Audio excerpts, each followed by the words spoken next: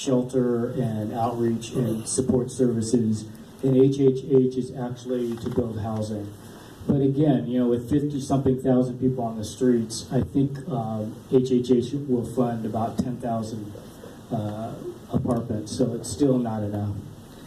Emilio, you've been going to cities all over the country, and I'm wondering what, in these conversations that you've had with advocates and with homeless folks and just other citizens of those cities, are you seeing cities embrace a housing first philosophy? Is that something? Salt Lake City. Yeah. Salt Lake City is right on the tip of it. They are, from what I understand, we were just there last week.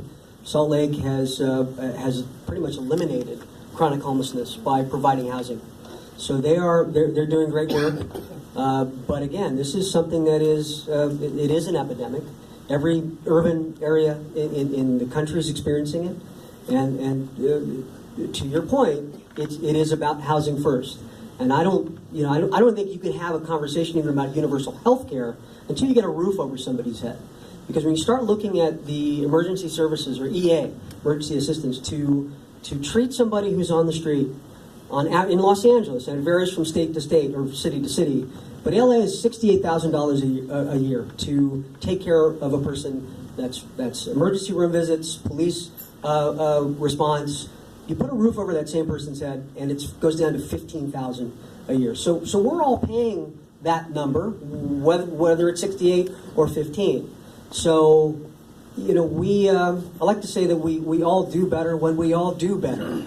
And so we've got to get to universal housing to be able to tap into universal health care, because you can't get well if you're on the street.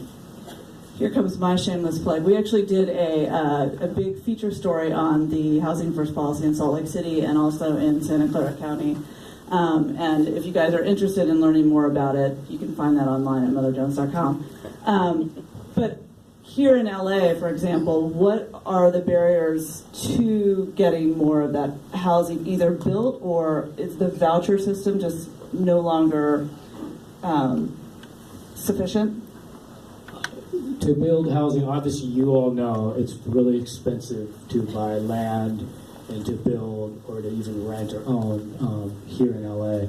So, the big barriers are, one is the cost to build it, the other is the cost to provide services, and then the third is for neighborhoods to say, yes, in my backyard, that we're willing to build it in my backyard.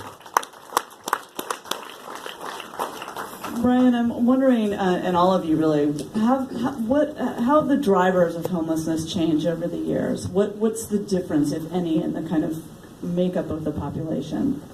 So when our shelter opened, it was almost exclusively unemployed single males. There was no women, there was no children.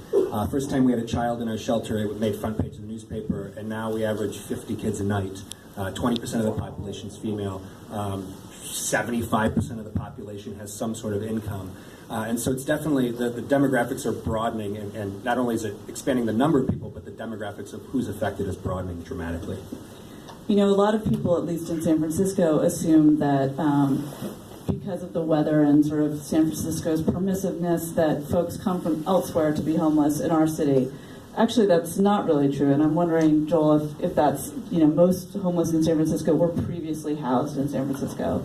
And I think that's in most cities. Even Los Angeles, if you're homeless in Long Beach or Venice, you probably came from Long Beach or Venice, because you're not going to want to be homeless in another neighborhood that you're not familiar with. So it's the same thing all over the country.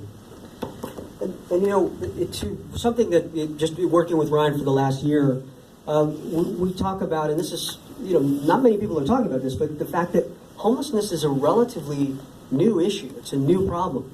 It began when HUD was gutted by 77% in 1980. But we're often asked when we do these Q&As, can it be solved? And I believe it can. And again, you've Absolutely, yeah. Homelessness absolutely can be solved. Again, it's only about 40-ish years old. If we can create homelessness in 40 years, certainly we can uncreate it in 10, 20, 40 max. But that has to, in order for that to happen, we have to be having the right conversations. And I think we have an absolutely fantastic tool to have those right conversations. So thank you, Emilio, for that.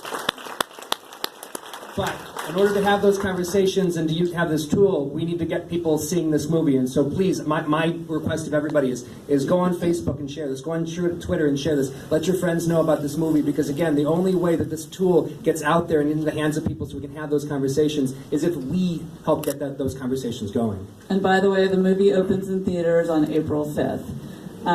So everyone, tell your friends to go see it and go pay to see it yourselves again. I've now seen it twice. It's even better the second time around.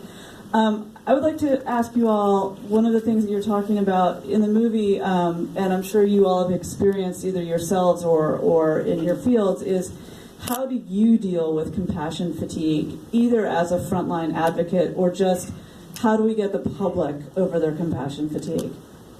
One of the big takeaways for me on this picture was checking my bias at the door, not assigning a story to an individual on the street because I think I know how they arrived there. I don't have a clue, and so I need to park that story about that individual and move with compassion and with dignity and treat this individual as a fellow human being. Homelessness is it's not a condition, it's a situation. Do you guys experience that amongst your workers and volunteers? Like, how do you guys handle the stress? I share with our staff that we have to keep our eye on the ball, and for us, the ball is moving somebody off the street and into an apartment. And when they move into an apartment, we celebrate with them. We have signs and pictures and everything saying that they made it home, and that's what keeps us going.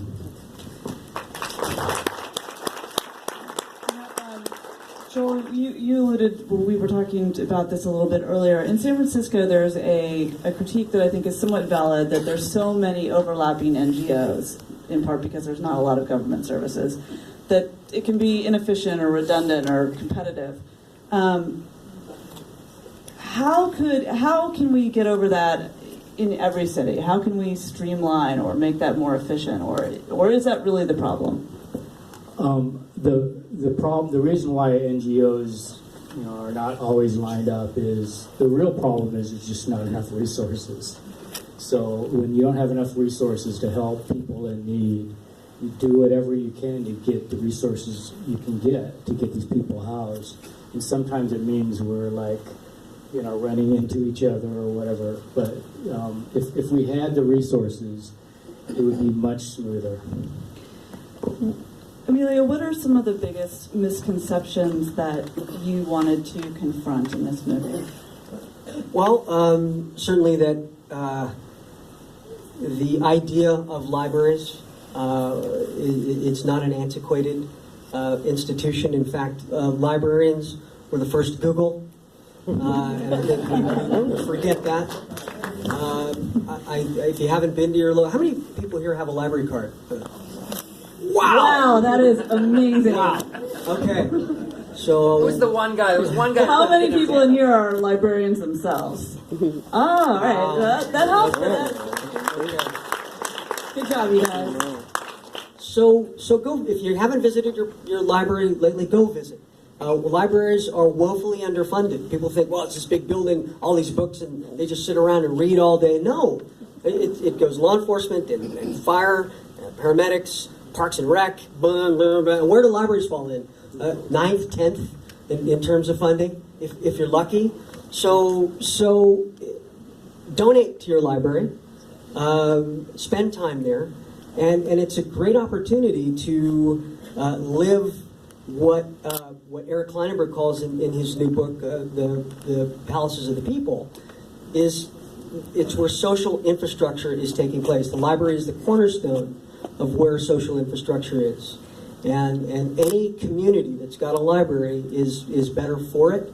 The author Anne Lamott said, quote, she said, communities without libraries are like radios without batteries. And so it's my hope that people will go and rediscover their libraries. That, like I said earlier, will check their bias at the door when encountering folks on the street. And that we just, there's no other place for any of us to go, right? We're all in this together. We're not to solve this problem. We've got to look to each other, and we've got to look to ourselves, and we have to dig in, and because like we were talking earlier, it is solvable. In addition to the writings of Anne Lamott and others that you mentioned, were you inspired by any previous movies about the homeless or by characters in movies that you Well, I'm a big fan of One Flew Over the Cuckoo's Nest. I work now with the editor of that film, Richard Chu. He cut Bobby, he cut The Way, and he cut this picture.